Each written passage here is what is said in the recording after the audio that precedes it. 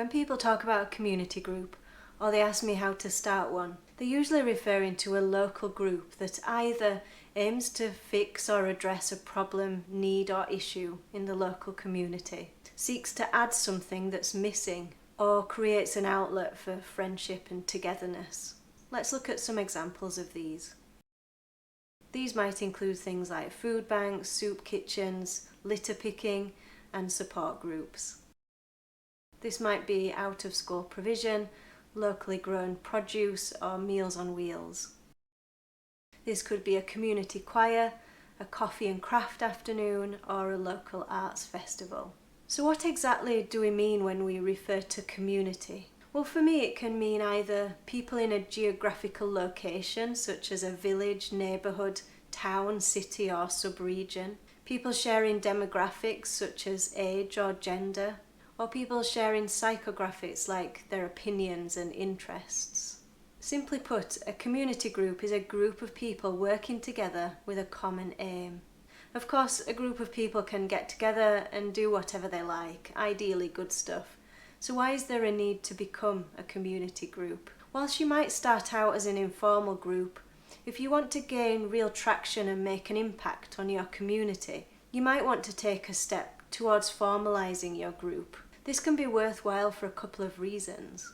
If you want to apply for any grants, you'll need a constitution and a bank account, plus evidence that responsible people are in charge of that group. It can help to keep things organised, manage people's time and responsibilities, and stay on track with achieving what the group was set up to do. A community group is usually unincorporated. Very briefly, here's what that means. An unincorporated organisation is seen legally as a collection of individuals, meaning that the people who set up the group are themselves the group. Therefore, all financial obligations are the direct responsibility of those individuals. In contrast, an incorporated organisation is seen by law as a separate entity from the people who set it up. In other words, it exists in its own right, and those same financial obligations belong to the organisation rather than to the individuals who set it up. To keep things simple, when setting up a community group, most people will start by setting up an unincorporated organisation. This can be a great place to start because it allows you to create some structure for your group, but it's easy to then move to a different, incorporated structure if and when you grow. Here are a few things you might need to know about an unincorporated organisation or association. For community groups run by volunteers, doing something to benefit either themselves or their local community, with no plans to employ staff or lease premises, an unincorporated association is the simplest option and often the best place to start. It can be charitable, meaning that it falls within the Charity Commission's 13 descriptions of purpose. Again, I'll link to more information on this below.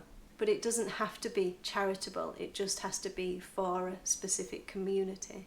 However, if it is a charitable group, once its income exceeds £5,000 a year, it does need to be registered with the Charity Commission. Otherwise, you don't need to register your group, but you do need a simple constitution to set out the objectives of the group. I'll come back to this in a minute. So here are a few things to think about. Your group's aims and objectives. What is your organisation trying to achieve? What impact do you hope to make? Who will you prioritise supporting or targeting? Your people. At some point you'll need to think about the following roles. The chair sets the meeting agenda, leads meetings and ensures that agreed actions are completed. The secretary takes notes, keeps records and distributes responsibilities.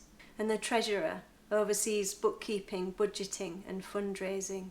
Insurance. It's a good idea to take out public liability insurance to cover yourself in the event of any accidents or claims. And opening a bank account. There are a number of UK banks that offer free banking to community groups, which I'll link to below. All voluntary and community groups should have a written constitution as early on in their formation as possible. A constitution sets out what the group was set up to do, agrees some ground rules and ensures that everybody knows what their responsibilities are. You can write your own or you can download a template from the Charity Commission website. If an unincorporated association isn't the right structure for your community group, you might want to consider a community interest company, a community benefit society, or a cooperative society. Again, I'll put links to more details about how to set up a not-for-profit organisation in the details below.